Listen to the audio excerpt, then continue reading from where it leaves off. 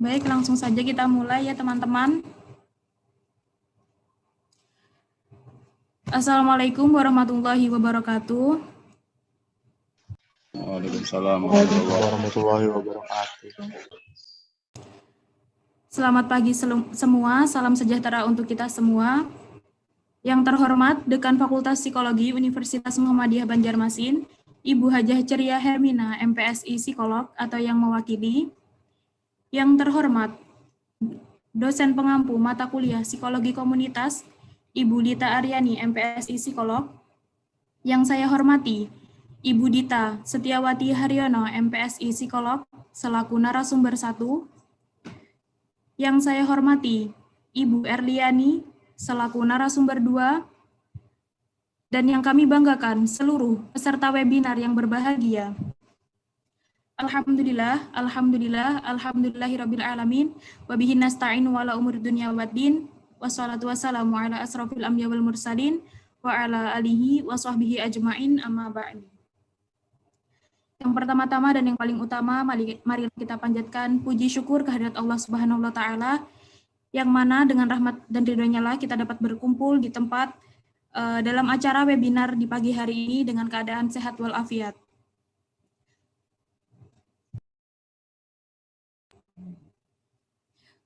Salawat serta salam tak lupa pula kita curahkan kepada junjungan kita Nabi Agung Muhammad SAW, yang mana kita nantikan syafaatnya kelak di yaumil qiyamah. Amin, amin ya robbal alamin. Hadirin sekalian yang berbahagia, selamat datang dan saya ucapkan terima kasih kepada seluruh peserta yang telah berpartisipasi dalam dapat meluangkan waktunya dalam acara webinar di pagi hari ini. Perkenalkan, saya Nadia Sukma Herunisa, mahasiswi semester 5 Psikologi Universitas Muhammadiyah Banjarmasin, selaku pembawa acara di webinar pagi hari ini dengan tema berbagi pengalaman dalam mendampingi anak survivor thalassemia. Adapun rangkaian acara di pagi hari ini sebagai berikut. Acara pertama, pembukaan. Acara kedua, sambutan. Acara ketiga, acara inti, yaitu webinar psikologi. Acara keempat, sesi tanya-jawab. Dan yang terakhir, penutup. Memasuki acara yang pertama, yaitu pembukaan. Mari kita buka bersama acara webinar di pagi hari ini dengan basmalah. Bismillahirrahmanirrahim. Memasuki acara yang kedua, yaitu sambutan. Sambutan yang pertama dari Dekan Fakultas Psikologi Universitas Muhammadiyah Banjarmasin atau yang mewakili. Kepada beliau, waktu dan tempat kami persilahkan.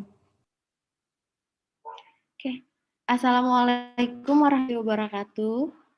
Waalaikumsalam. Waalaikumsalam warahmatullahi wabarakatuh. Oke. Semangat pagi rekan-rekan semua peserta webinar sekalian. Segala puji kita panjatkan kepada Allah Subhanahu wa Ta'ala yang telah melimpahkan rahmat serta karunia-Nya kepada kita. Kemudian serta tak lupa salawat serta salam kita curahkan kepada Nabi besar Muhammad SAW beserta keluarga, sahabat, dan para pengikut beliau hingga akhir zaman. Pertama-tama saya memohonkan permintaan maaf dan salam kepada seluruh peserta dan kedua narasumber. Karena seharusnya pagi ini Ibu Dekan yang membuka kegiatan webinar hari ini.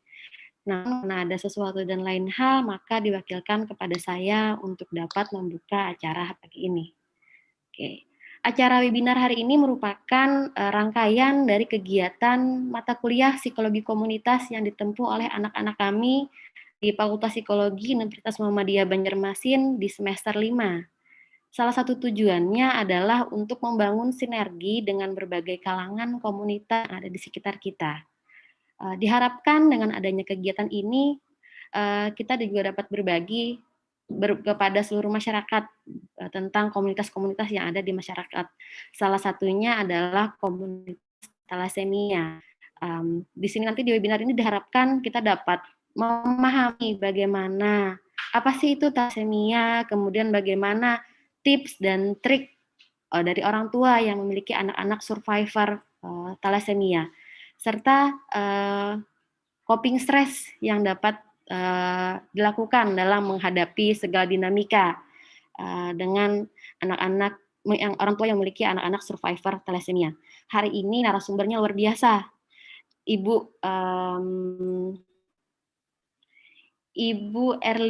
Erliani. Ibu Erliani adalah orang tua dari survivor thalassemia. Nanti dia bisa menjelaskan bagaimana sih pengalamannya, kemudian juga dari dosen klinis di Fakultas Psikologi Ibu Dita yang sudah luar biasa berkecimpung dalam dunia konseling dan coping stres. Nah, jadi saya harapkan dengan adanya webinar ini akan dapat menambah pengetahuan kepada peserta sekalian mengenai thalassemia. Oke. Mungkin itu saja yang dapat saya sampaikan. Selamat berwebinar untuk semua peserta. Semoga kita tambah ilmu yang bermanfaat. Assalamualaikum warahmatullahi wabarakatuh. Waalaikumsalam Waalaikumsalam. warahmatullahi wabarakatuh. Waalaikumsalam. Baik, terima kasih kepada Ibu Lita Aryani, MPSI Psikolog, telah memberikan sambutan pada pagi hari ini. Acara selanjutnya yaitu acara inti, webinar psikologi dengan tema berbagi pengalaman dalam mendampingi anak survivor thalassemia, yang mana dalam acara kali ini akan dipimpin oleh moderator kita, Nurhalisa, mahasiswi semester 5 Fakultas Psikologi Universitas Muhammadiyah Banjarmasin. Kepada Nurhalisa, waktu dan tempat kami persilakan. Assalamualaikum warahmatullahi wabarakatuh. Terima kasih kepada Nadia selaku pembawa acara yang telah memberikan. Halo. Halo. Halo.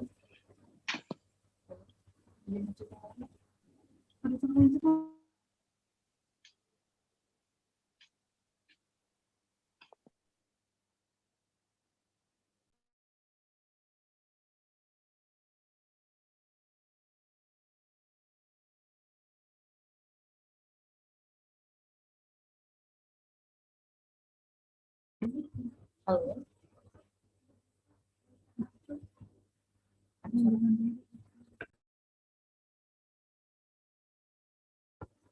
Halo, assalamualaikum warahmatullahi wabarakatuh. Waalaikumsalam warahmatullahi wabarakatuh. Mohon maaf tadi ada kendala teknis. Terima kasih kepada Nadia selaku pembawa acara yang telah memberikan saya waktunya. Perkenalkan kembali, saya Nurhalisa, mahasiswa semester 5. Di sini saya selaku moderator yang akan memimpin acara diskusi kita pada hari ini. Sebelumnya, perkenankan saya membacakan CV dari narasumber kita yang pertama. Nama beliau adalah Gita Setiawati Haryono, MPSI Psikolog. Tempat dan tanggal lahir beliau di Pelehari 23 Desember 1986. Jenis kelamin beliau adalah perempuan. Status perkawinan beliau adalah belum menikah. Agama beliau Islam. Alamat beliau berada di Jalan Trans Kalimantan, Komplek Batula Residen, Blok C, nomor 86. Nomor handphone beliau adalah 0853 4711 1747. Riwayat pendidikan beliau lulus S1 Psikologi, jurusan Psikologi di Universitas Muhammadiyah Malang pada tahun 2009. Lalu lulus S2 Magister Psikologi di Universitas Muhammadiyah Malang pada tahun 2012. Pengalaman kerja beliau pernah menjadi asosiat di perusahaan pertambangan PT Sapta Indra Sejati pada tahun 2013 sampai 2015, asosiat di PT Expert Bank Indonesia pada tahun 2014 sampai 2015. Beliau juga pernah menjadi dosen luar biasa Akbid Bina Banua Husada Banjarbaru pada tahun 2014 sampai dengan tahun 2015. Pernah juga menjadi konsultan sekolah dasar IT swasta pada tahun 2012 sampai 2014. Juga pernah menjadi psikolog di Puskesmas Guntung Payung, dan Puskesmas Landasan Ulin pada tahun 2012 sampai 2015. Beliau juga menjadi konsulen psikolog di Puskesmas 9 November Banjarmasin bersama tim Himpunan Psikologi Indonesia Kalsel pada tahun 2014 sampai 2015. Beliau sekarang menjabat sebagai dosen Fakultas Psikologi Universitas Muhammadiyah Banjarmasin 2016 sampai sekarang, dan juga beliau mempunyai praktik psikolog pada tahun 2012 sampai sekarang. Jabatan beliau adalah Kepala Laboratorium Psikologi Universitas Muhammadiyah Banjarmasin pada tahun 2016 sampai 2020, dan juga beliau menjadi dosen psikologi Universitas Muhammadiyah Banjarmasin pada tahun 2016 sampai sekarang. Dan organisasi yang diikuti beliau adalah Himpunan Psikologi Indonesia pada tahun 2012 sampai sekarang, Ikatan Psikologi Klinis Kalimantan Selatan pada tahun 2019 sampai sekarang, Ikatan Psikologi Klinis Indonesia pada tahun 2012 hingga sekarang, Asosiasi Psikologi Forensik Indonesia pada tahun 2019 sampai sekarang, Ikatan Psikologi Kesehatan Indonesia pada tahun 2019 hingga sekarang. Dan juga beliau banyak mengikuti beberapa pelatihan profesional, juga beberapa kali melakukan penelitian. Untuk mempersingkat waktu, maka langsung saja kepada narasumber kita yang pertama untuk memberikan materi kepada ibu kita, dipersilahkan. Baik, terima kasih untuk Nadia dan Nur Khalisa. Baik, Assalamualaikum warahmatullahi wabarakatuh. Waalaikumsalam warahmatullahi wabarakatuh. Waalaikumsalam warahmatullahi wabarakatuh. Ya, selamat pagi. Sebelumnya saya ingin menyapa dulu tadi Ibu Lita Aryani sebagai dosen pengampu, kemudian narasumber satunya yaitu Ibu Erliani. Salam kenal Ibu. Kemudian teman-teman mahasiswa dan peserta webinar pagi ini. Ya, alhamdulillah ya kita berkumpul meskipun lewat Zoom dalam webinar yang luar biasa ya, temanya ini mengenai berbagi pengalaman bersama orang tua talasemia. Di sini juga mungkin ada komunitas survivor talasemia ya. Oke, untuk materi ini kalau dari saya adalah coping dan manajemen stres. Sebelumnya sebelum memasuki apa itu sih coping dan manajemen stres, kita berkenalan dulu yang dengan namanya talasemia, sedikit berkenalan dengan talasemia. Mungkin nanti yang lebih banyak menjelaskan mengenai talasemia dan berbagi pengalaman dalam mengasuh survivor talasemia itu mungkin nanti dibahas banyak oleh Ibu Erliani. Oke, next.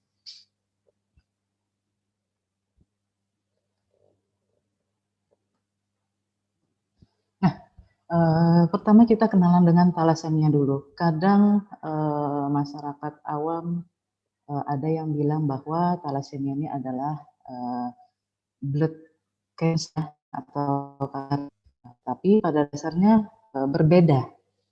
Kalau kanker darah itu sering kita sebut leukemia ya, yang mana kan sel darah putih. Sedangkan talasemia ini adalah penyakit kelainan darah yang menyebabkan sel darah merah itu cepat hancur, sehingga usia sel darah merah lebih pendek. Nah, maka itu kan berbeda dengan kanker darah. Kalau kanker darah kan yang ditempa adalah sel darah putih. Nah, kemudian talasemia ini gambaran klinisnya terlihat jelas dimulai dari usia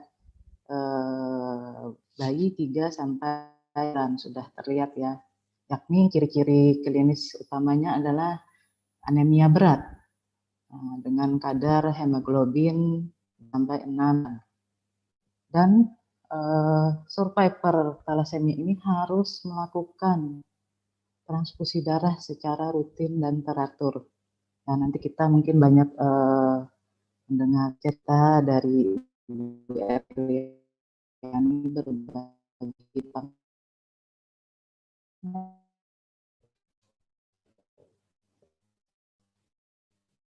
The next.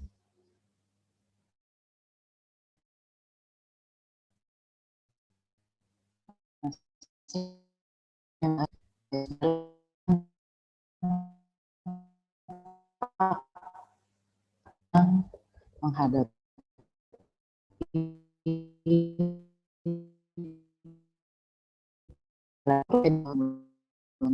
DSM juga alami oleh keluarga dianggap stres psikososial. Mengapa dianggap stres psikososial? Karena perubahan yang terus dapat dianggap sebagai keadaan yang bertahan. Sehingga survivor mengharuskan dirinya transfusi darah setiap bulannya. Nah, keadaan ini pasti menjadi momok besar karena mengancam kehidupan dan eksistensi survivor thalassemia. Oke, next. Nah, di samping stres psikososial ini, selain dihadapi oleh anaknya, pasti juga dihadapi para orang tua karena stresor ini berhubungan dengan proses tumbuh kembang yang sedang berlangsung pada diri anak. Contoh berpengaruh pendidikannya di sekolah. Sedangkan dia harus menjalankan proses akademik, kemudian sambil juga berada dalam keadaan menahan sakit, ya tidak kegampangan sakit sambil menjalankan akademik. Apa yang terjadi pada anak juga akan berpengaruh terhadap orang tua.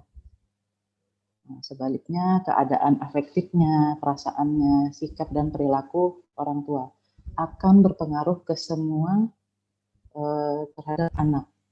Nah, sehingga psikologis juga berpengaruh terhadap anak, jadi timbal balik ya. Survivor thalassemia ini harus mampu menyesuaikan diri dengan rasa sakit yang dirasakannya. Sedangkan orang tua juga harus juga menyesuaikan diri dengan keadaan anaknya tersebut.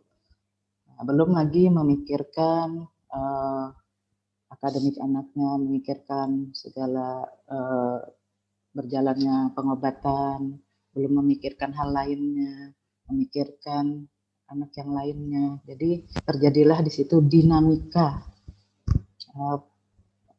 stresor psikososial ini. Oke, next. Nah, tadi kita berbicara stresor psikososial ya. Sekarang kenalan lagi dengan apa itu stres. Pasti semua kita di sini tahu ya, dan pasti pernah merasakan stres. Tidak ada orang yang tidak pernah ada tekanan. Yang namanya hidup pasti punya ujian, cobaan, dan permasalahan. Oke, bisa di next. Ya, stres, apa itu stres? Nah, stres itu adalah rangsangan dalam bentuk apapun, stimulus dalam bentuk apapun dari mana akan mempengaruhi proses berpikir kita, akan mempengaruhi tindakan dan perilaku kita. Kemudian juga suatu keadaan atau peristiwa yang membebani apabila tidak segera dirilis, tidak segera ditangani, itu akan membahayakan seseorang sehingga dia menghadapi dan menyesuaikan diri dengan bebannya tersebut. Oke, next. Untuk menghadapi stres, setiap individu itu akan melakukan coping secara ini ya, secara tidak langsung akan melakukan coping. Apa itu coping? Coping adalah proses mengelola perbedaan yang diamati antara tuntutan kemampuan saat menilai situasi stres, ya menurut Lazarus. Nah, kemudian coping ini meliputi pengelolaan, ya individu mengelola seberapa besar tekanan yang datang terhadap dirinya, kemudian melakukan upaya untuk menyelesaikan masalah kehidupan, untuk berusaha menguasai dan mengurangi stres. Coping itu juga adalah perilaku yang bertujuan mengurangi atau menghilangkan stres yang timbul dari kondisi berbahaya, mengancam dan menantangnya menurut Papalia 2012. Oke, mundur satu slide.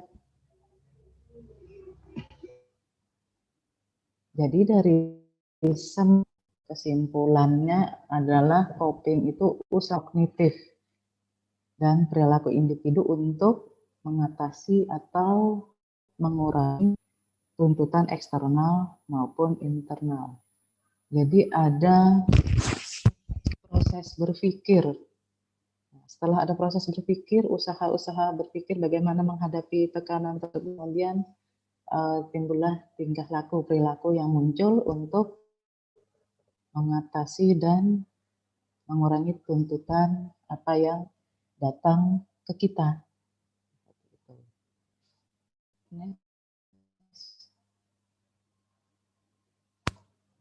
Nah, coping ini punya dua dimensi. Bagaimana seseorang itu tekanan, merespon stres. Yang pertama itu adalah coping yang terpusat pada masalah. Problem focus coping. Nah, yang kedua adalah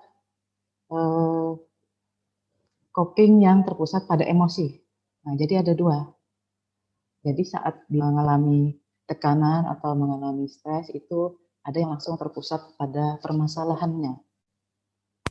Ada juga yang kedua itu terpusat pada emosi. Jadi dia merasakan emosi-emosi yang datang pada dirinya saat tekanan itu datang. Oke, next.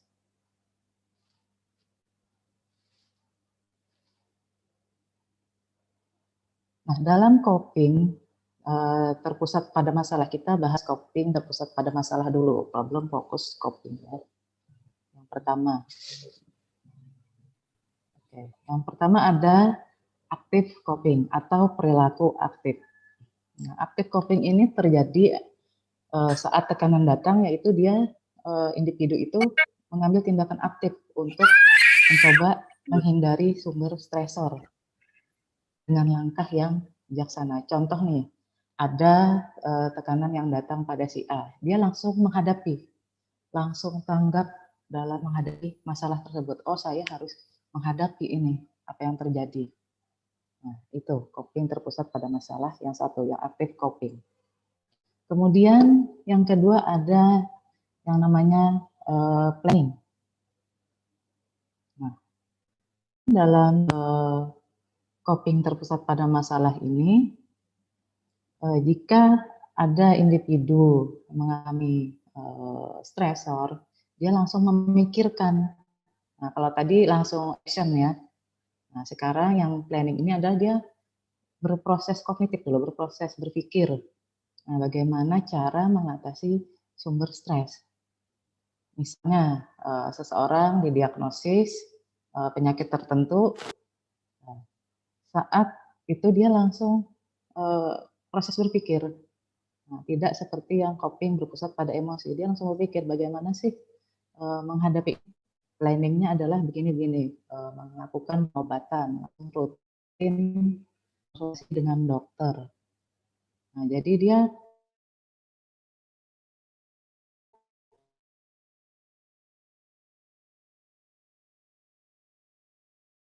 active coping. Nah, kemudian yang ketiga, namanya suppression of competing activities, yaitu penekanan pada kegiatan lain. Saat individu mengalami ujian, mengalami tekanan, permasalahan segala macamnya, dia langsung membatasi ruang gerak atau aktivitas dia yang tidak berhubungan dengan masalah. Contoh seperti tadi ada seseorang yang didiagnosis suatu penyakit, jadi dia hanya fokus bagaimana untuk menghadapi apa yang dialaminya tersebut. Jadi kegiatan lainnya dikesampingkan dulu saat dia menerima kabar itu. Jadi mengesampingkan kegiatan lain, mencoba menghindar atau menghindari gangguan yang lain. Jadi dia fokus pada permasalahannya atau ujiannya pada saat itu. Kemudian yang keempat ada yang namanya restraint coping. Apa itu restraint coping? Penundaan perilaku dalam mengatasi tekanan tersebut, mengatasi permasalahan tersebut. Jadi dia latihan untuk mengendalikan diri, menunggu kesempatan yang tepat untuk bertindak. Jadi dia mengendalikan diri dulu, berdiam diri, menunda dulu perilaku untuk mengatasi tekanan yang datang tersebut. Kemudian yang kelima, coping terpusat pada masalah ini ada seeking social support. Jadi mencari dukungan sosial untuk mensupport saat dia menghadapi permasalahan ini, ujian ini. Jadi usaha individu untuk mendapatkan dukungan sosial dengan cara mungkin berdiskusi, meminta nasihat, meminta bantuan, mencari-cari informasi, itu termasuk social support. Cari informasi bagaimana, misalnya tadi contohnya adalah, yang saya contohkan adalah seseorang individu yang didiagnos penyakit tertentu. Jadi dia mencari informasi nih, informasi bagaimana sih menghadapi penyakit ini, bagaimana, kemana aja, pergi ke dokter mana aja, informasi dari orang lain untuk membantu dia. Misalnya seperti survivor thalassemia ini kan punya komunitasnya ya. Nah, di situ ada konten, ada saling mendukung, saling support, saling berbagi pengalaman. Ini namanya seeking social support. Oke, next. Yang kedua, coping terpusat pada emosi. Nah, di sini ada beberapa jenis juga coping terpusat pada emosi. Nah, yang pertama bahkan ini langsung pada seeking social support untuk for emotional reason. Nah, jadi mencari dukungan moral, mencari pemahaman yang dapat memahami dia, dapat memahami kondisinya, mencari simpati. Nah, coping ini, yang seeking sosial ini terdapat dua fungsi. Ya. Yang pertama dia dari dukungan sosial tersebut dia dapat menenangkan dirinya dari yang segala tekanan yang datang, dari keadaan tekanan yang dialaminya. Nah, terus yang kedua untuk meningkatkan kemungkinan dilakukannya coping terpusat pada masalah, untuk meningkatkan nanti ada yang kedua positif reinterpretation and growth, terus yang selanjutnya ada denial. Nah, untuk mendukung kemungkinan dilakukannya coping terpusat masalah lainnya. Jadi untuk dukungan sosial ini sangat-sangat berpengaruh terhadap keadaan seseorang yang lagi mengalami permasalahan atau ujian.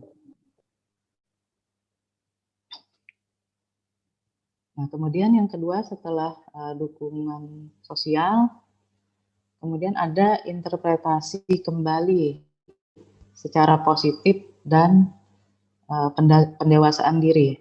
Maksudnya apa? Jadi dia menilai kembali hal-hal yang positif untuk mengendalikan emosi-emosi yang tidak menyenangkan. Jadi dia berusaha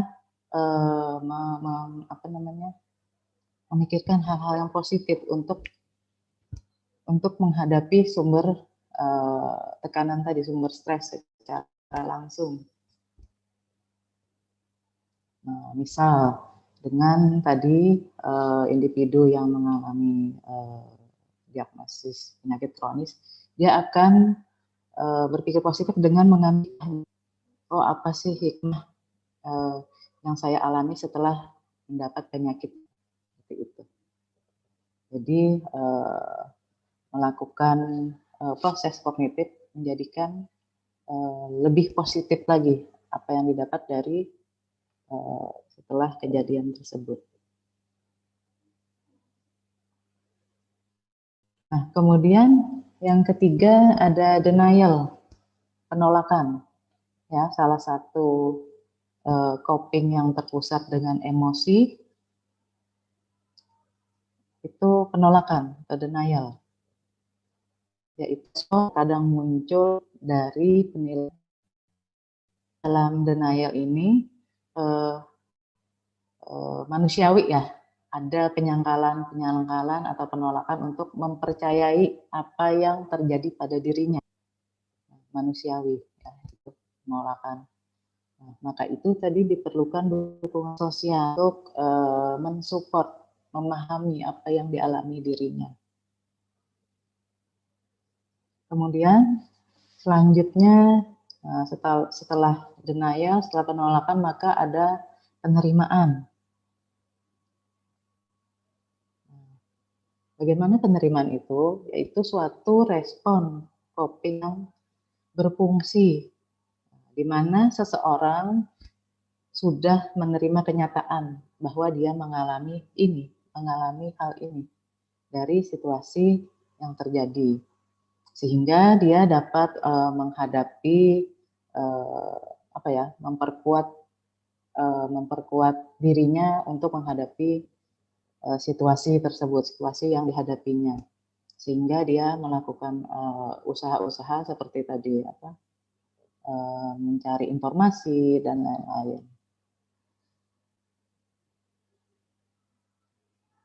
Nah, kemudian yang selanjutnya adalah ini balik lagi seeking social support, ya, dan memasrahkan diri pada agama. Selain dukungan sosial lagi, kemudian dia memasrahkan diri pada spiritualitas agama yang dianut masing-masing. Jadi seseorang saat dia mengalami permasalahan, ujian ya, kejadian-kejadian yang membuat dia tertekan, itu dia mencoba mencari ketenangan dalam ajaran agama masing-masing. Contohnya ya banyak berdoa, kemudian sama kayak tadi juga mengambil hikmahnya, kembali ke Tuhan Yang Maha Esa. Jadi memasrahkan diri pada Tuhan.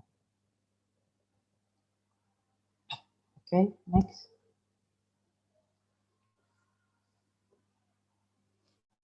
Nah, setelah adanya tekanan, stres yang datang dalam kehidupan kita, kemudian individu itu melakukan coping. Nah, kemudian di sini ada strategi bagaimana memanajemen stres, memanajemen bagaimana tekanan itu agar dikelola dengan baik. Kan tadi seperti penolakan tadi adalah hal yang manusiawi, ya. Tapi yang tidak wajar adalah terus berlanjut, terlalu berkesinambungan. Oke, next.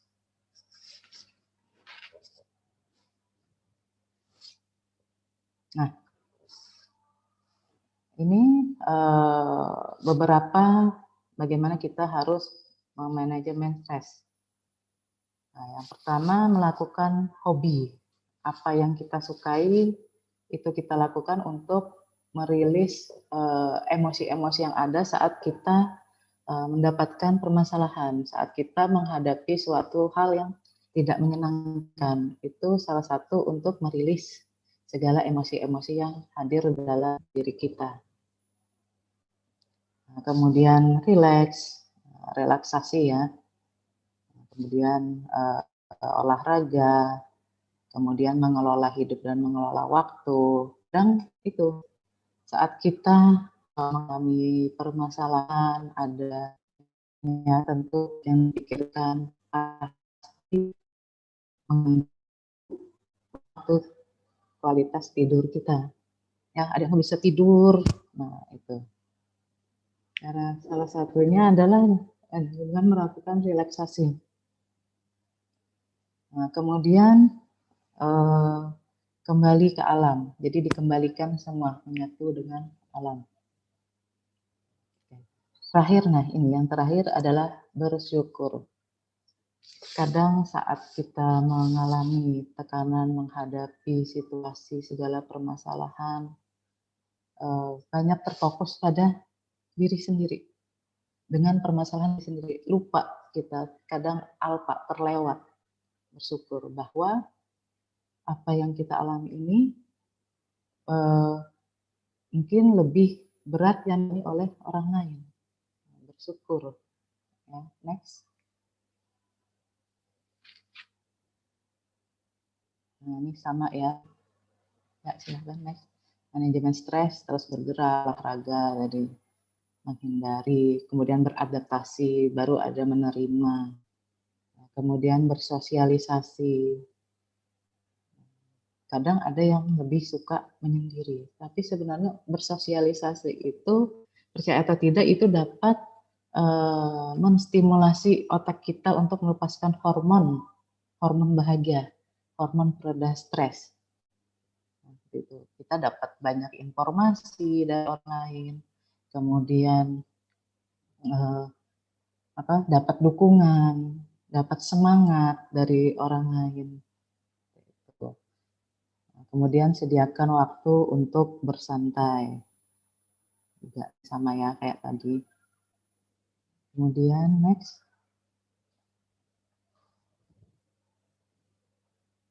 Nah, ini tadi bersyukur.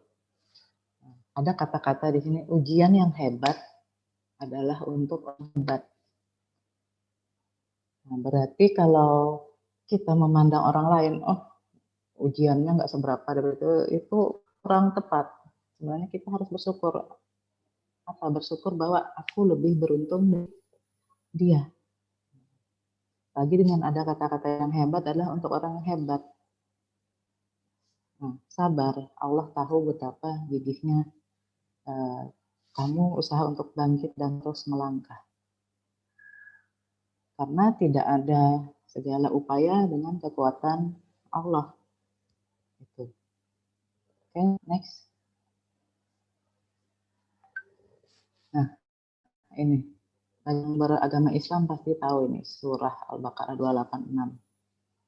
Pasti Bapak Ibu, teman-teman di sini sudah pernah mendengar Allah tidak membebani melainkan sesuai kesanggupan. Allah aja percaya bahwa yang menimpa saya, menimpa diri kita itu kita pasti sanggup menghadapinya. Ya. Kenapa orang lain tidak diberikan permasalahan kayak kita? Karena orang lain nggak sanggup kayak kita. Gitu. Nah, jadi bawa berpikir seperti ini untuk untuk mereduksi segala tekanan-tekanan. Karena yang namanya hidup pasti ada permasalahan. Tidak ada manusia yang hidup tidak punya masalah. Gitu. Jadi saat berada di titik terendah, saat sudah sudah tidak ada yang tidak ada yang merasa sendiri, tidak ada yang merasa membantu, cukup berpikir seperti ini, bahwa apa yang terjadi itu tidak akan di luar dari kesanggupan kita.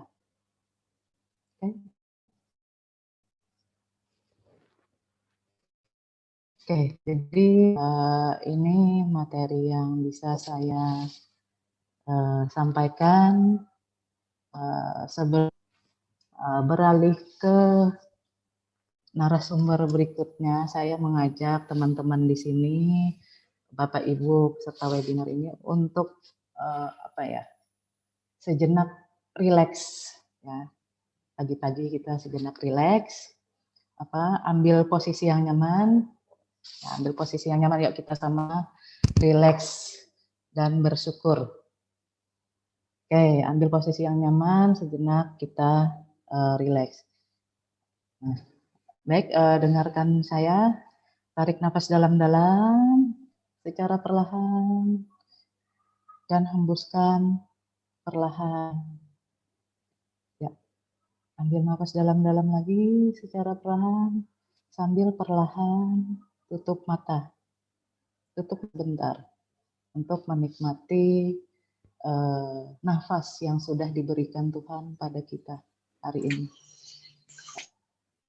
Nafas dalam-dalam, hembuskan perlahan, tetap sambil ditutup matanya sebentar. Tarik nafas dalam-dalam lagi, hembuskan. Nah, kemudian, baik di sini saya mengajak Anda sekalian untuk berterima kasih kepada diri sendiri. Ya, sambil ambil dalam-dalam lagi, hembuskan perlahan. Silakan tangan Anda, letakkan tangan Anda di dada Anda. Ya.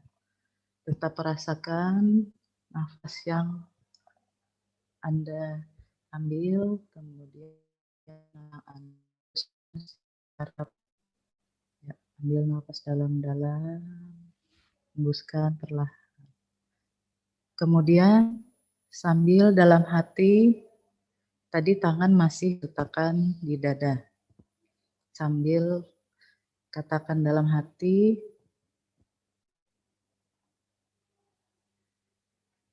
terima kasih untuk menjadi diri yang hebat. Sambil katakan dalam hati, udah menjadi diri yang hebat. Ya. Kemudian, terima kasih sudah menjadi diri yang kuat. Ya, sambil ambil nafas dalam-dalam, hembuskan perlahan. Kemudian ucapkan lagi, terima kasih diri karena sudah menjadi diri yang tangguh dalam menghadapi segala ujian hidup.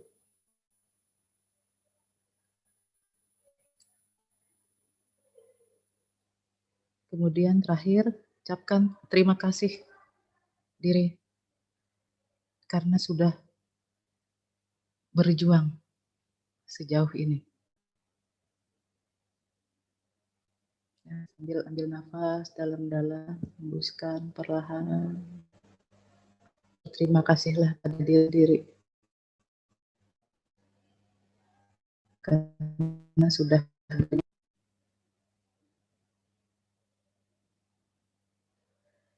Oke.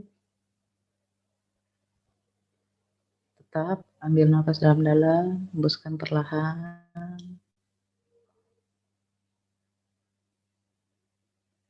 Terakhir, ucapkan alhamdulillah ya Allah. Terima kasih ya Allah. Terima kasih ya Tuhan. Oke, tetap ambil nafas dalam-dalam, hembuskan perlahan. Perlahan buka mata Anda.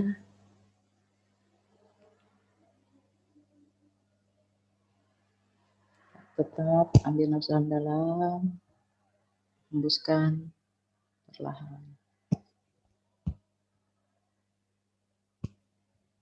Ya, letakkan tangan Anda. Sudah. Oke. Ya, mudahan dengan adanya relaksasi sejenak tadi dapat setidaknya mengurangi segala sesak di dada. Ya. Nah, Bapak itu nanti Bapak Ibu teman-teman sekalian lakukan setiap hari, ya, setiap hari sejenak sejenak dengan meminta waktu untuk berterima kasih untuk diri sendiri, ya, dan bersyukur. Baik, oke, itu saja pemaparan materi dari saya. Saya kembalikan kepada moderator.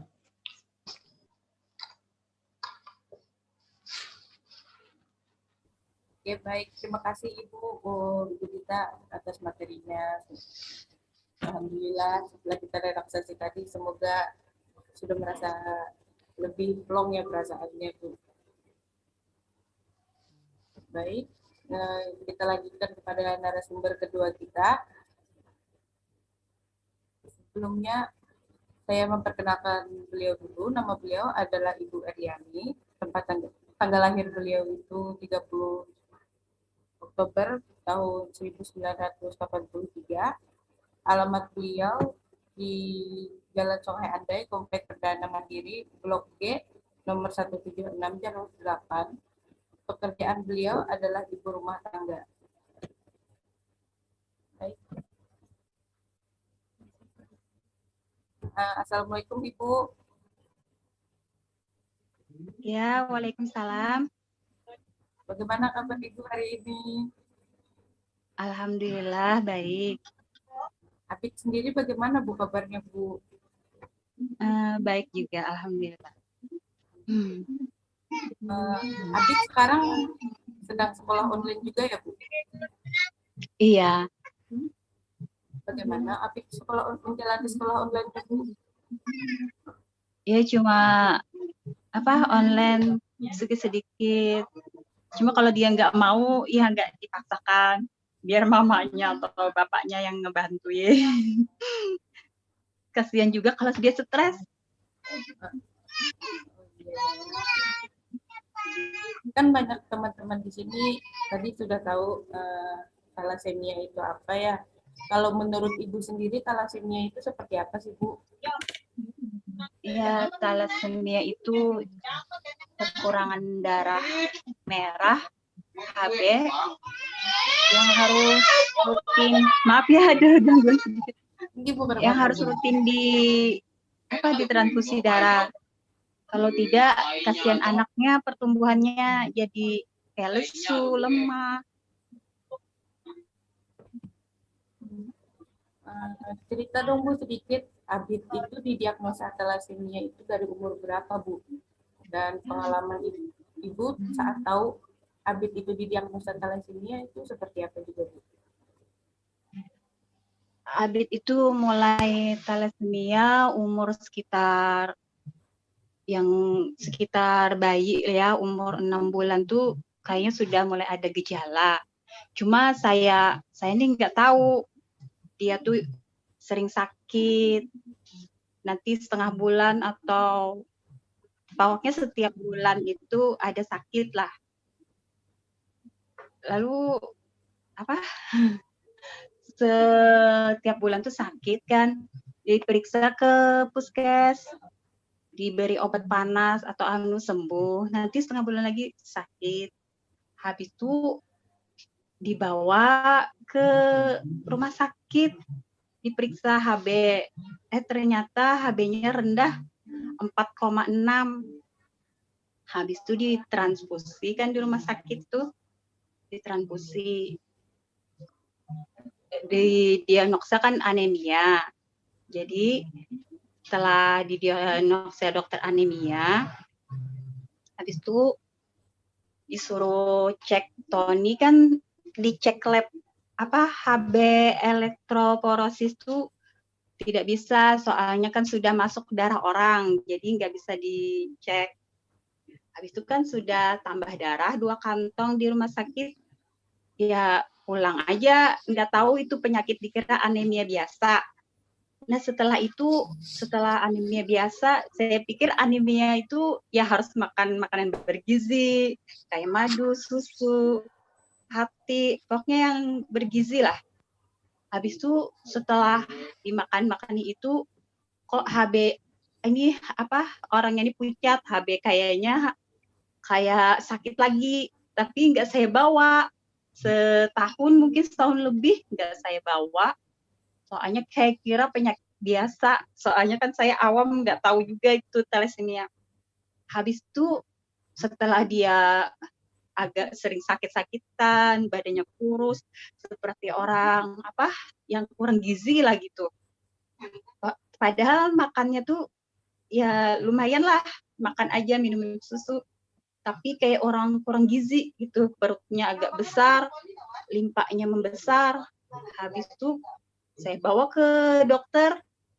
Habis ke dokter kan, kata dokter ini harus dicek, cek darah lengkap lah gitu.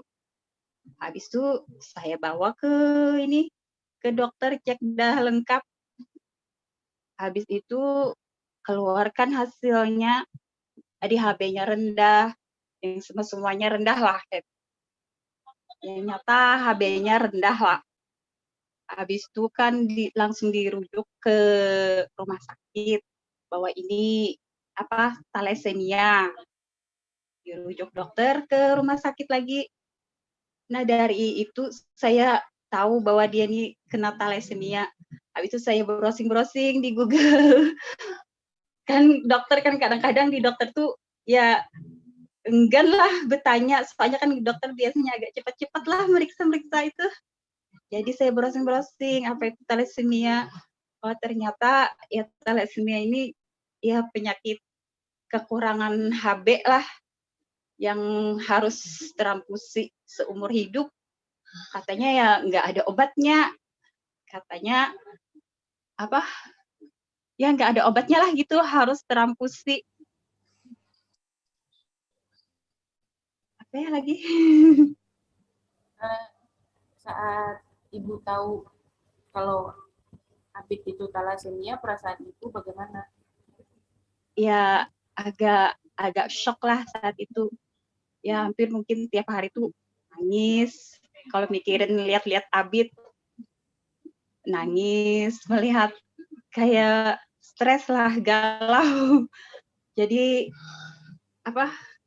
mungkin hampir ya setahunan mungkin saya galau-galau itu. Habis saya coba membenahi diri, lihat-lihat pas ke rumah sakit kan banyak yang menyandang kayak Abid, penyakit thalassemia banyak ya. Ya sharing-sharing sama teman-teman, berbagi curhat lah gitu. Ya lumayan diri ini lumayan lebih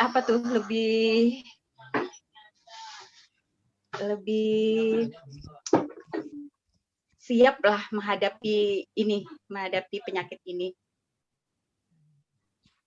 Lebih menerima. Mohon maaf, saya Ibu, sekarang usia lebih Abid menerima. berapa ya, Bu? Hah? Usia Abid sekarang berapa ya, Bu? Usia Abid sekarang 8 tahun. 8 tahun ya, berarti Ya. Ibu dan Bapak bersama Abid berjuang selama itu sudah ya luar biasa sekali. Iya. Oke, silakan Pak. Maaf Bisa ya. lanjut. Iya. Apa Ibu? Sampai sekarang udah luar biasa Ibu menghadapi ini semua. Dan ternyata ada komunitasnya ya Bu. Jadi bersama mereka Ibu bisa saling support ya Bu ya. Iya. Iya, bersemangat lah, ibaratkan ada semangat lah sama teman-teman. Ada bahagianya juga. Mungkin ya kata Ibu tadi dalam materinya Iya, tadi bersyukur ya, lebih bersyukur mungkin. Mungkin karena Iya, gara-gara bersyukur. penyakit inilah Karena saya lebih dekat ya. Betul, itu salah satunya ya. Bersyukur dari apa yang kita alami ini punya teman-teman yang baik, saling support. Nah, dapat teman, dapat semangat dari orang-orang yang luar biasa ya, Bu ya. Ya, alhamdulillah.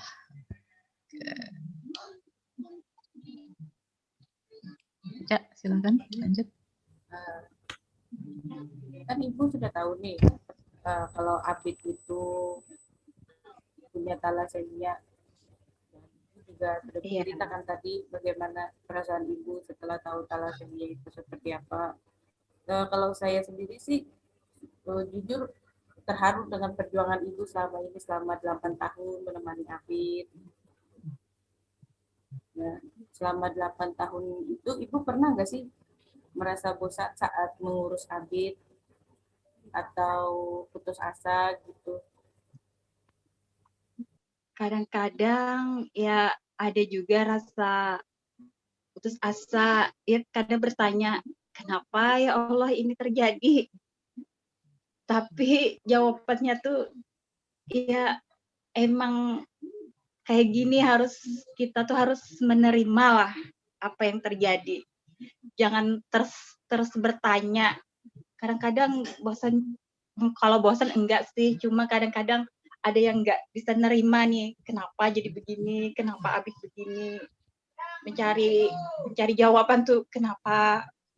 Cuma kadang-kadang ya jawabannya ya kita tuh harus lebih menerima lah, ikhlas lah istilahnya dalam menerima cobaan ini. Iya. Di saat Ibu Dapat support dari teman-teman juga ini di room chat.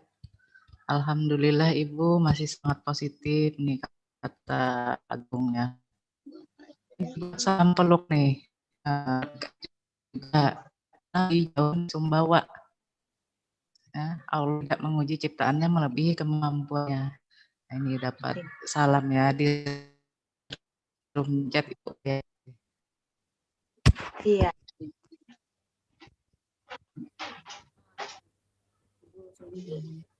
Saat mengalami stres seperti itu, apa yang biasanya Ibu lakukan? Kan Ibu biasanya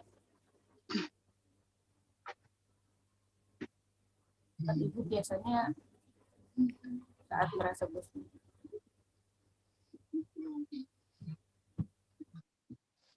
Ya. Maaf Ibu, tadi kan Ibu Suaranya tidak jelas.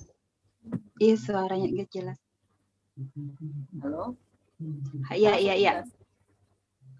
Iya, saat yang kalau lagi galau, stres itu ya saya lebih mendekatkan diri kepada Allah ya sembahyang, lebih banyak sholat, lebih banyak ya berdoa.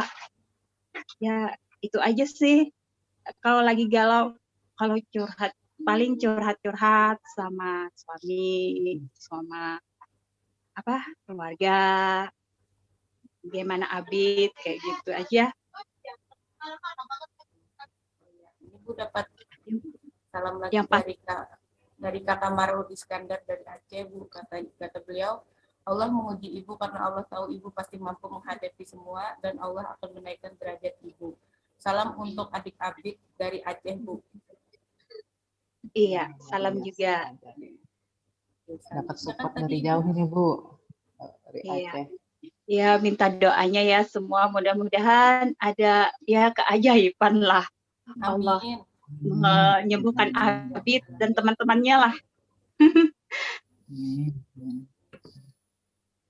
Allah. Ibu, kan tadi Ibu cerita di awal itu kan waktu awal-awal dikira Abid itu anemia kan Abid diberi makan sesuatu yang bergizi kan Bu.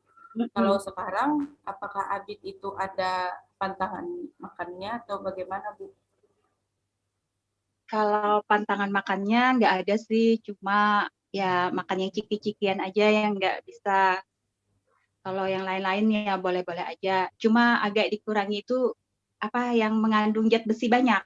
Soalnya kan habis terampusi dia memproduksi zat besi banyak. Jadi efek dari transfusi itu kan zat besinya bertumpuk. Jadi otomatis kita harus mengurangi makannya yang banyak mengandung zat besi. Kebalik sama dengan orang yang anemia, kan anemia harus makan zat besi. Kalau Abid harus mengurangi lah. Soalnya nggak ada manfaatnya juga dia makan terlalu banyak zat besi. Itu ya Bu, luar biasa sekali Ibu dalam mendampingi Abid selama ini. Saya terharu loh Bu sebenarnya Bu. Mau nangis tapi malu Bu. Jadi bagaimana tanggapan Ibu Dita sendiri mengenai Abid dan Ibu Erliana ini? Sebenarnya saya juga melihat perjuangan Ibu Erliani ini dan suami apa ya, speechless juga gitu. Ya, luar biasa. Cuman balik lagi seperti yang saya sampaikan tadi, bahwa ibu menghadapi sekeluarga itu adalah ujian dari Allah, bahwa Ibu Erliani mampu menghadapinya. Jadi Allah tuh percaya bahwa Ibu Erliani dan keluarga sanggup menjalaninya. Ya. Dan memang ada saat-saat kita berada di titik terendah, merasa kenapa ini Allah, kenapa terjadi pada diri ini. Kadang ada seperti itu. Cuman balik lagi kita yakin bahwa yang terjadi ini adalah jalan yang terbaik untuk Allah. Hikmahnya apa tadi Ibu dan Abid dapat teman-teman yang survivor lain yang luar biasa. Ya, Ibu Erliani tidak sendiri. Ada yang membersamai Tian.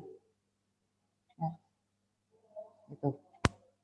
Nah, kemudian Ibu Erliani ini di Sungai Andai ya. Nanti kapan-kapan kita bisa ketemu karena rumah saya juga ada di Sungai Andai di Komplek Kesehatan. Iya Bu. Nanti kita bisa ketemu ya. Saya juga ingin bertemu dengan Abid. Ya. Iya. Ya, silakan. Farhalisa. Selanjutnya kita akan memasuki sesi tanya jawab. Silahkan jika ada yang ingin ditanyakan, langsung raise hand, open mic, atau langsung tulis di kolom pertanyaan yang ada di Zoom ini ya. Silahkan kepada Asrorina. Assalamualaikum warahmatullahi wabarakatuh. Perkenalkan, nama saya Asrorina dari Fakultas Psikologi Angkatan 2020. Saya ingin bertanya kepada Ibu Dita, apakah jika seorang pengidap thalassemia bisa overthinking karena penyakitnya tersebut? Dan sebagai seorang psikolog, bagaimana Ibu memotivasi individu tersebut agar tumbuh semangat untuk yakin bisa sembuh? Dan apakah motivasi tersebut harus dilakukan setiap hari jika para pengidap thalassemia overthinking setiap harinya? Terima kasih, Bu. Oke, baik, langsung saya jawab aja ya. Cak. Apakah survivor thalassemia itu overthinking ya yang pertama tadi ya? Nggak usah kita berbicara thalassemia. Ibaratnya kita yang sakit, mungkin sakit mah apa-apa pasti, apalagi yang ini penyakit kronis, thalassemia, cancer, dan lain-lain, pasti ada berpikir, kenapa sih ini terjadi padaku? Bagaimana cara mensupportnya? Kebetulan saya juga gabung ya di CISC, Cancer Informasi Support Center. Jadi memotivasinya itu ya diajak ngobrol, termasuk dukungan sosial tadi, ya, dukungan sosial, diajak mengembalikan segala apa yang terjadi ini pada Tuhan. Karena segala sesuatu yang terjadi pada kita ini adalah atas izin Tuhan juga, izin Allah. Nah, jadi selain semangat menjemput sehat, biasanya kami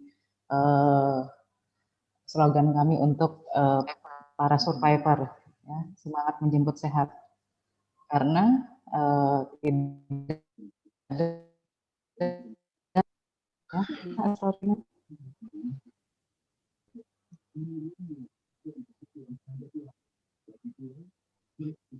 suara saya di sini putus-putus.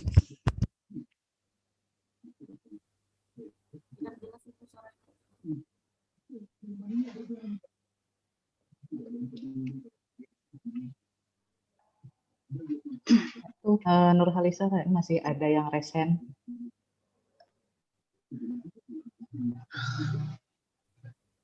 Tadi ada yang bertanya di YouTube, Bu, di forum YouTube. Mohon bertanya kepada Ibu Dita, bagaimana mengatasi konflik dalam keluarga yang disebabkan karena anak mengidap thalassemia, Bu? Mungkin bagaimana mengatasi konflik yang disebabkan karena sang anak mengidap thalassemia.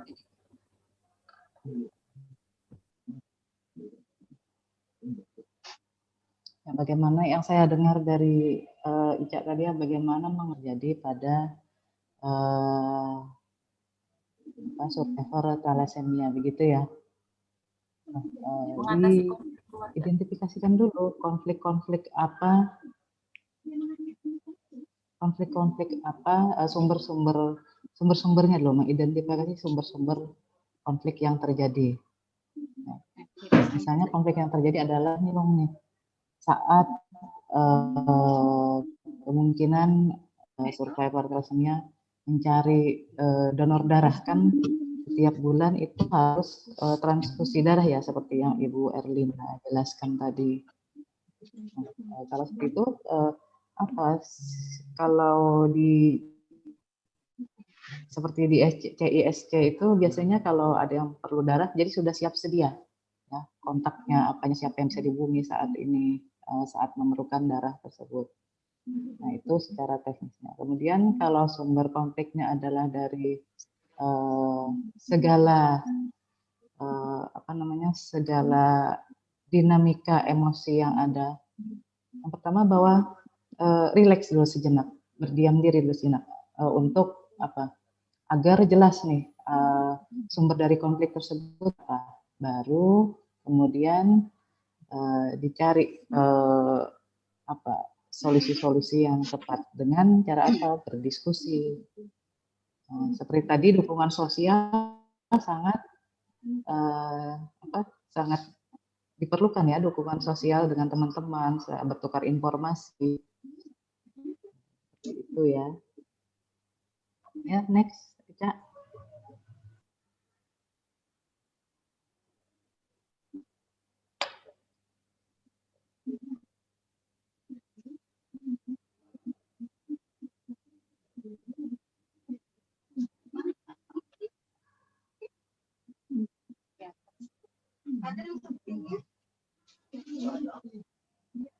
Ya, Nurhaliza.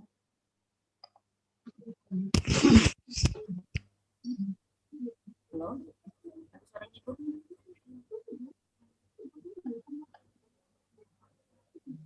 Dari Kakak Nurul Iskandar, Universitas Al-Muslim Aceh, izin bertanya kepada Ibu Dita Setiawati, apakah seorang dapat memiliki 2 jenis coping dalam satu waktu? Jika memang bisa, apakah ada yang lebih dominan digunakan atau malah seimbang? Dan menurut Ibu Dita, coping stres apa yang paling baik digunakan? Oke, baik. Pertanyaan pertama, apakah seseorang dapat memiliki 2 jenis coping dalam satu waktu? Iya, bisa. Jadi untuk individu yang menghadapi segala ujian dan permasalahan itu tergantung proses kognitifnya. Tergantung, ada orang itu yang mampu dalam satu waktu itu kan memiliki tersebut. Tadi kan ada coping yang terpusat pada masalah, terus yang ada coping yang terpusat pada dua-dua apa terjadi. Tergantung proses berpikir individu tersebut. Kemudian jika memang bisa, apakah ada yang lebih dominan digunakan atau malah seimbang? Nah, tentunya kalau 2 itu terjadi dimiliki oleh itu pasti ada yang lebih dominan. Ya, mungkin ada individu yang copingnya dominannya terpusat pada emosi. Wajar kan? Tadi emosi isinya ada denial, kemudian ada langsung penaan, ada yang mungkin dominan itu dulu. Bahkan ada yang lebih dominan pada coping terpusat pada masalah, problem fokus coping. Mungkin saat dia individu tersebut mendapatkan permasalahan atau ujian, itu dia langsung active coping, perilaku, langsung mengeluarkan perilaku aktif, mengambil tindakan bagaimana untuk menghadapi permasalahan tersebut. Atau yang dominan adalah planning, memikirkan bagaimana cara untuk mengatasi sumber dari permasalahannya tersebut. Kemudian menurut kita coping stress mana yang paling baik digunakan? Nah, kalau yang paling baik digunakan adalah dua-duanya bagus, baik coping terpusat pada masalah maupun coping terpusat pada emosi, kan seperti yang tadi dalam coping dalam terpusat pada emosi seperti pada penerimaan, yang coping terpusat pada masalah itu ada perilaku aktif atau active coping, kemudian ada planning. Ya. Jadi semuanya baik dilakukan ya, dalam kita menghadapi segala permasalahan. Oke, next. Yang untuk present tadi, Kak Yulia Citra Mustika, silakan open mic. Baik, terima kasih. Perkenalkan, saya Yulia Citra dari Universitas Sanata Dharma Yogyakarta. Saya ingin bertanya kepada Ibu Erliani. Selama Ibu Erliani mendampingi anak Ibu yang menderita talasemia, kira-kira apa saja, dukungan apa saja yang Ibu perlukan sebagai orang tua dari survivor talasemia, dan juga dukungan apa saja yang dibutuhkan APID sebagai survivor talasemia. Harapannya semoga masyarakat maupun guru, orang-orang di sekitar survivor talasemia dan juga di sekitar caregiver dapat memberikan dukungan tersebut. Terima kasih. Ya, kalau dukungan ya yang diperlukan ya dukungan moral aja, menerima ya ABID, memahami diri ABID nih, oh dia sakit, maksudnya diperlakukan ya mungkin spesial lah. Kalau diperlakukan spesial apa? Mungkin ABID harus dibedakan lah, bukan dibedakan ya, mungkin harus dipahami, oh ini ABID nih orang sakit. Jadi harus kalau lingkungan sekolah ya, guru-guru ya harus ya tidak menekan, membuat ABID stres lah kayak gitu. Tidak memaksakan apa-apa. Kalau di sekolah kan mungkin harus mengerjakan ini itu, ya tidak memaksakan lah. Kalau di lingkungan ya harus di lingkungan keluarga ya minta dukungan moral juga ya. Mungkin harus menjaga lebih ekstra lah ABID. Kalau dia apa gagah, maksudnya tuh aktif ya, dijaga minta jaga supaya ABID ini nggak terlalu aktif. Soalnya kalau anak thalassemia ini kalau terlalu aktif, banyak bergerak lah, terlalu aktif, dia kan bisa kelelahan. Jadi HB-nya tuh cepat drop. Jadi cuma itu aja sih yang diminta dari ya masyarakat atau keluarga, lingkungan sekolah. Ya minta jaga supaya ABID jangan terlalu aktif, mengurangi aktivitas dia lah sedikit. Iya, mungkin itu saya.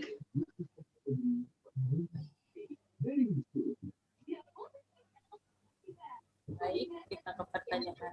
Sudah jelas Kak Yulia Citra Mustika?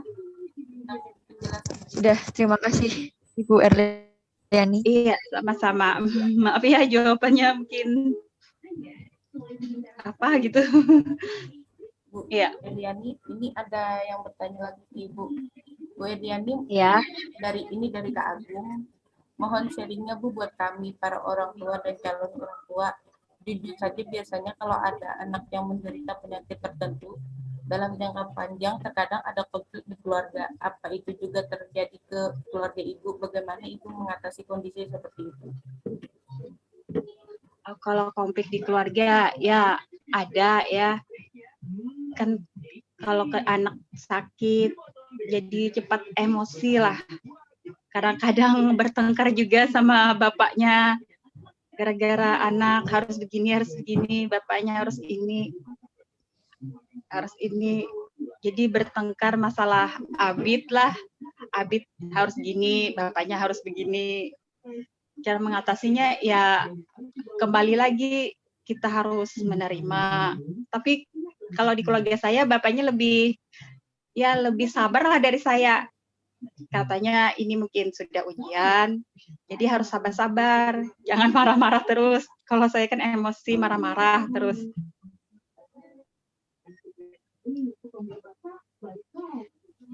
Ya cuma itu aja sih, bertengkar masalah-masalah kecil tentang abit aktif, saya marahin, bapaknya enggak, biasanya biarin aja dia kayak gitu. Kalau saya marahin abitnya. Ya cuma itu aja. Yang buat Raisen Kak Siti Mutiara. Silahkan open mic. Terima kasih moderator. Sebelumnya Assalamualaikum warahmatullahi wabarakatuh kepada Ibu dan Darliani. Ya. Hanya pelan ya. Oh iya. Assalamualaikum. Apakah suara saya jelas? Waalaikumsalam, jelas. Iya. Saya ingin bertanya kepada Ibu Erliani. Kepada Ibu Eliani sendiri, untuk memberitahu sosok anak kecil seumur Apip ini, bagaimana Ibu memberitahu tentang keadaan dan situasi yang akan dihadapi. Pertama kali Ibu, kalau boleh tahu, bagaimana Ibu cara mengetahui anak sekecil Apip itu? Terima kasih Ibu. Ya, maksudnya gimana ya, memberitahu sama Abid ya gitu? Ya, dengan keadaan yang akan dialami saat Ibu tahu dia terkena penyakit thalassemia. Memberitahu Abid bagaimana kalau dia sakit gini harus gini-gini kayak gitu ya? Ya. Ya, kalau sama Abid ya saya beri pengertian aja, Nak, jangan terlalu aktif, tidur teratur, makan yang teratur. Ya kalau di sekolah ya kalau ada pak olahraga itu saya biasanya nggak izinin dia olahraga.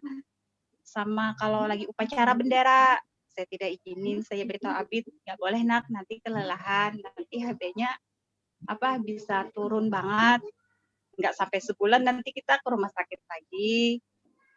Ya kayak gitu-gitu sama Abid.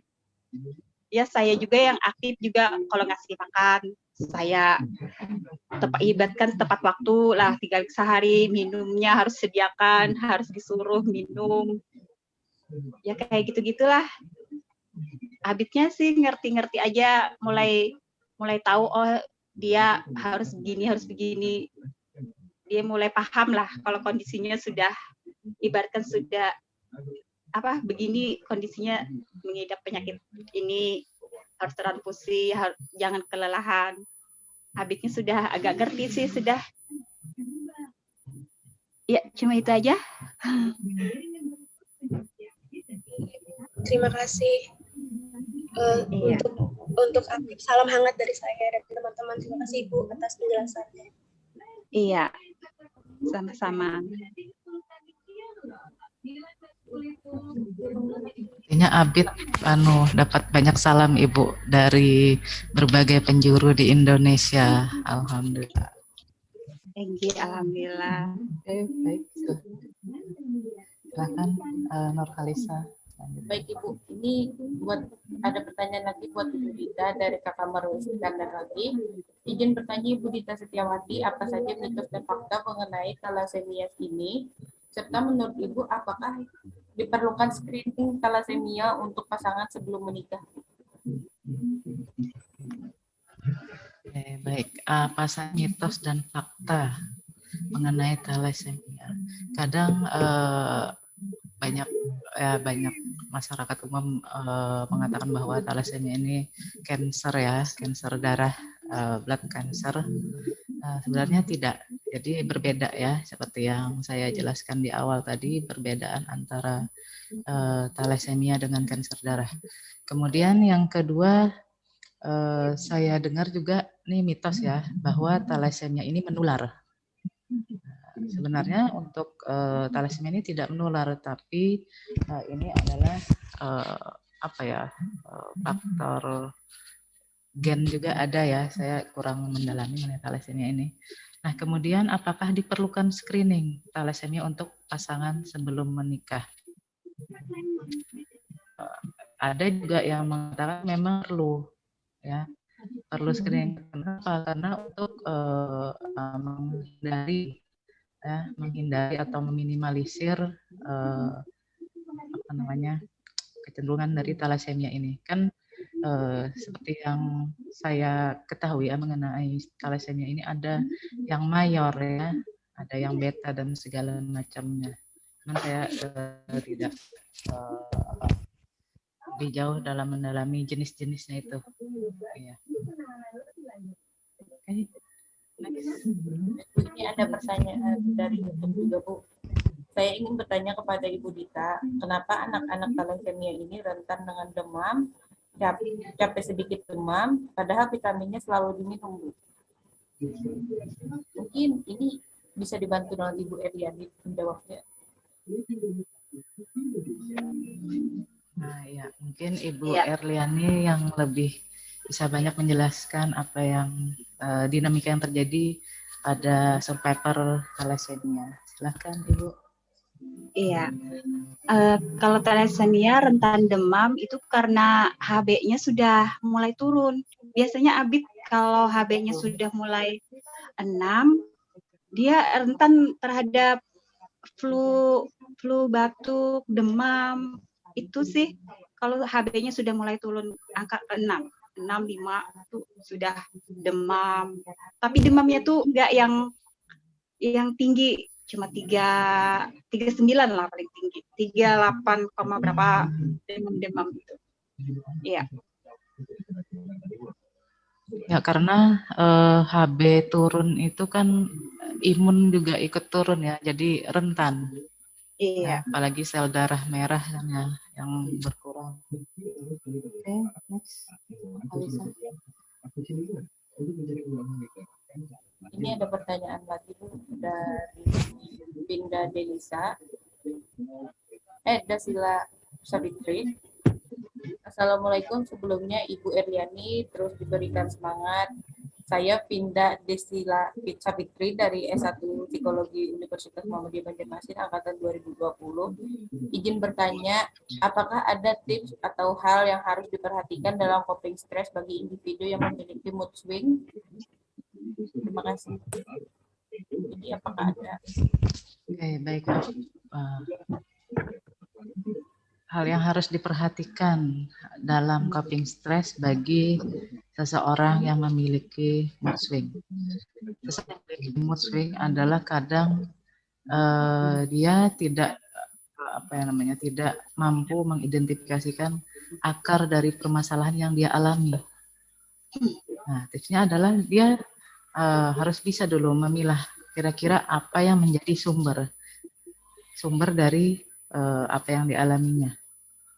Dengan cara apa? Bawa rileks dulu. Biar orang Banjar bawa betanang. Nah, kadang ya karena itu mood swing itu kadang apa-apa tiba-tiba langsung berubah kan ya perasaannya. Ya itu tadi karena dia kurang mampu mengenali akar dari permasalahan yang dia alami. Jadi segalanya akhirnya berdampak pada hal-hal yang lainnya, apa yang terjadi pada dirinya. Oke, itu aja. Nurhalisa, silakan lanjut.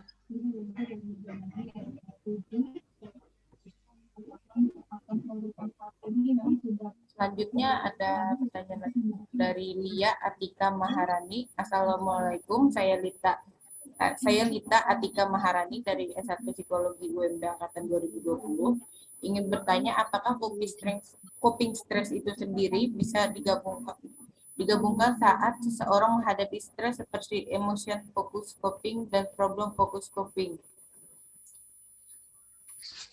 Ya, ini hampir serupa ya dengan tadi pertanyaan apakah bisa langsung dua-duanya. Kan ini apakah coping stress itu sendiri bisa digabungkan saat seorang menghadapi stres seperti fokus pada si dan fokus pada problem. Sama pertanyaan siapa saya lupa tadi. Jadi bisa seseorang individu saat mengalami tekanan bisa keduanya itu muncul, keduanya itu secara bersamaan muncul. Seperti tadi fokus pada problemnya, ada beberapa tadi, kemudian fokus pada emosinya, itu ada denial, ada penerimaan dan segala macam itu. Jadi bisa ya di secara dua saat kita mengalami permasalahan dua-duanya itu bisa muncul coping stressnya. Oke, next.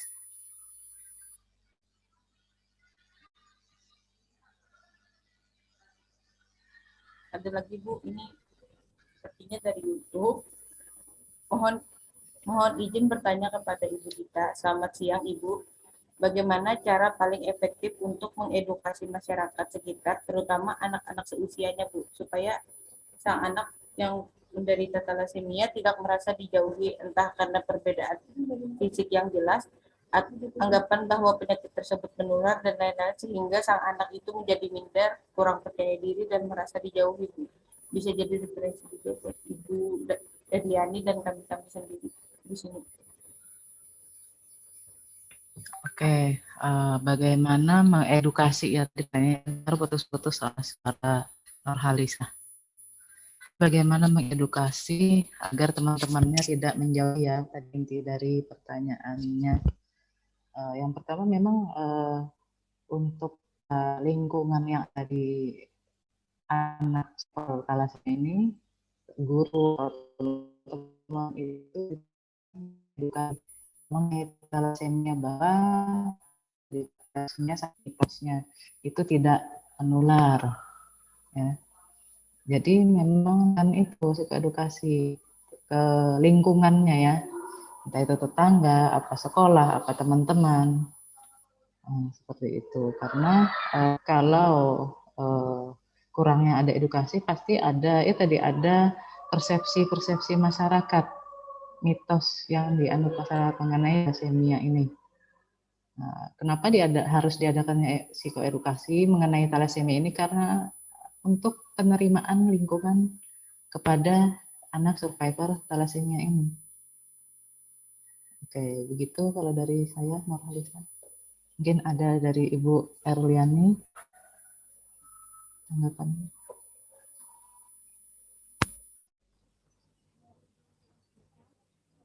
Selanjutnya ada yang bertanya lagi Bu.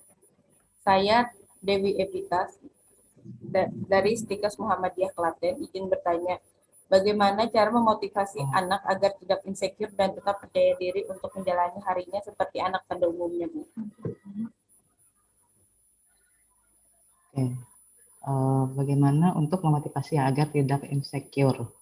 Nah, yang pertama itu dia harus mendapat support dulu dari orang tua dan sekitar. Agar apa? Agar menstimulasi timbulnya dia percaya diri, support dari lingkungan. Nah, bahwa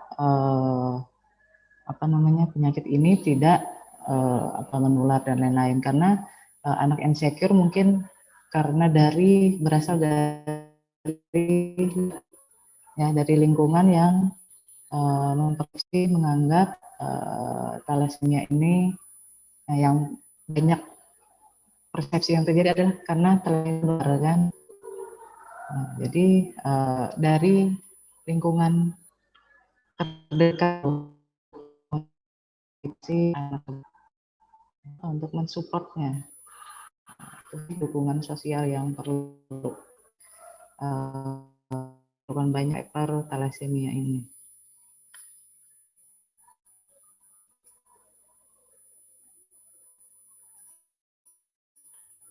Dari Ibu Erliani sendiri, apakah ada cara untuk memotivasi Abid untuk tetap semangat menjalani hidupnya?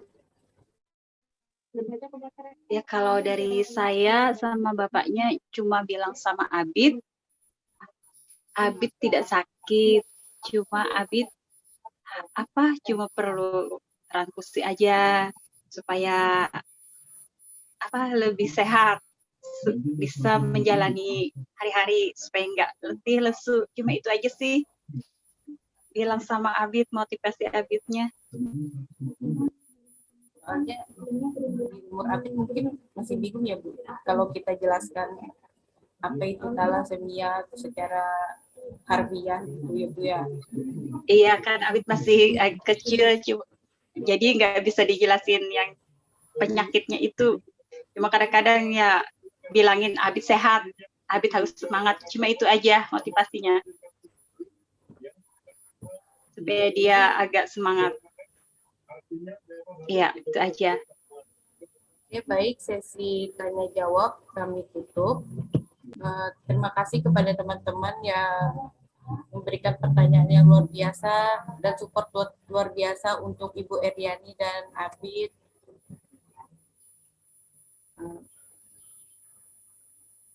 Izinkan saya untuk membacakan kesimpulan pada hari ini.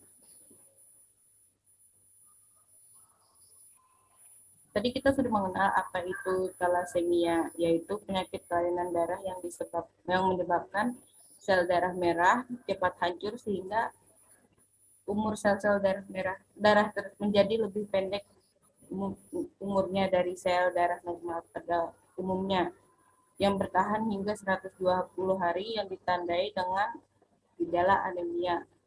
Dan di sini terdapat dampak psikososial pada anak dan orang tua akibat thalassemia. Penyakit thalassemia dapat digolongkan sebagai stresor psikososial oleh karena pada diri pasien terjadi perubahan yang berkesinambungan sehingga dapat dianggap sebagai keadaan yang bertahan.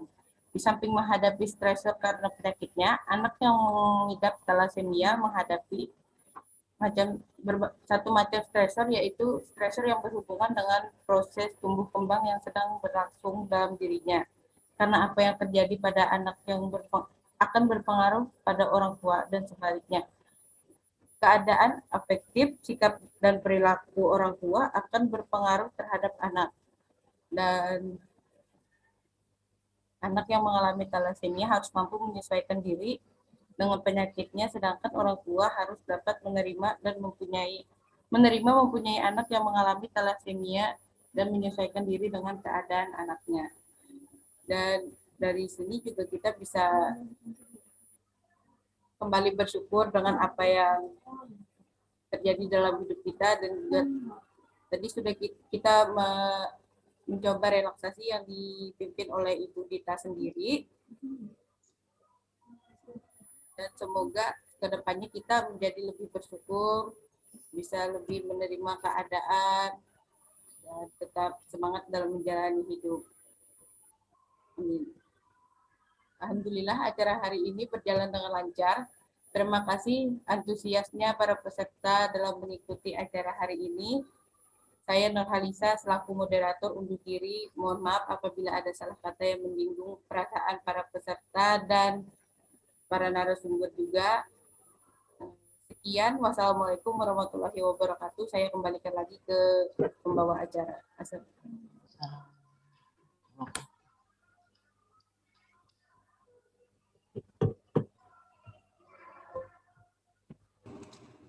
Baik, terima kasih kepada moderator yang telah memimpin acara kegiatan pada hari ini, dan juga terima kasih kepada kedua narasumber kita yang sangat luar biasa. Tidak terasa sudah sampai di penghujung acara pada hari ini. Sebelum kita menutup acara webinar hari ini, kita akan melakukan sesi foto bersama.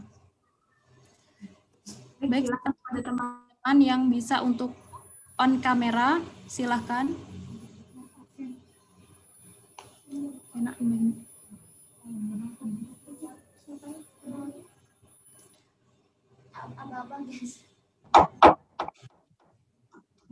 Kori bisa dipandu. Baik, slide pertama.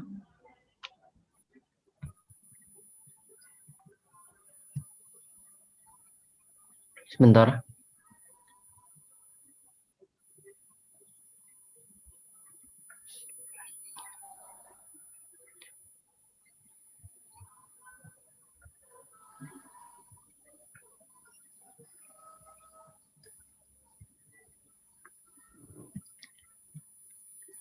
Sebentar, di slide kedua masih belum ada yang banyak off cam. Silakan teman-teman yang bisa on kamera, bisa di on kameranya. Dihitung, Kori dihitung. Oke.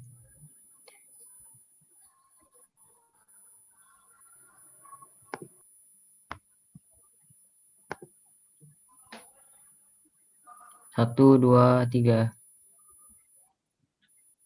Slide ketiga.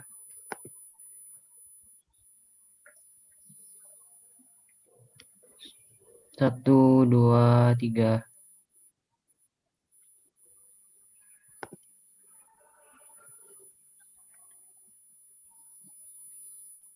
Slide keempat, satu, dua, tiga. Slide kelima, satu, dua, tiga. Slide keenam, satu, dua, tiga. Ya, sudah.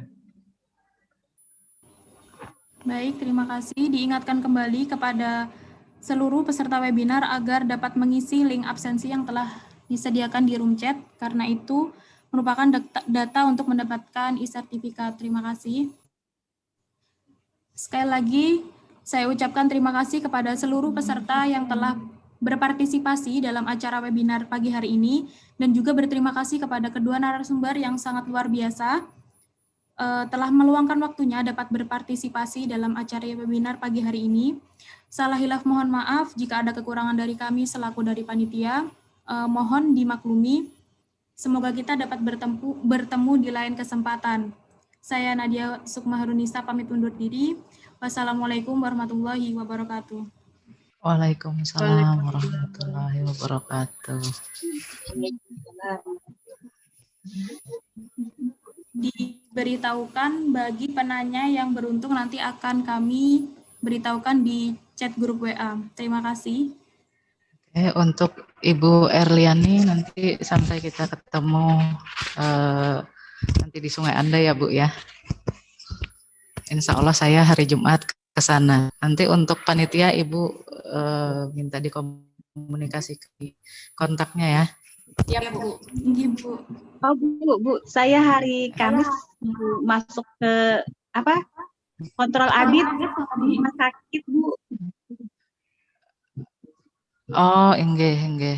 Mungkin nanti Jadi kapan Ibu Kamis, bisa, Jumat, kita Sabtu. bisa ini ya yang panitia. Siap. Iya. Aja terima kasih Ibu juga. Saya izin lip duluan ya. Assalamualaikum warahmatullahi wabarakatuh. Waalaikumsalam warahmatullahi wabarakatuh.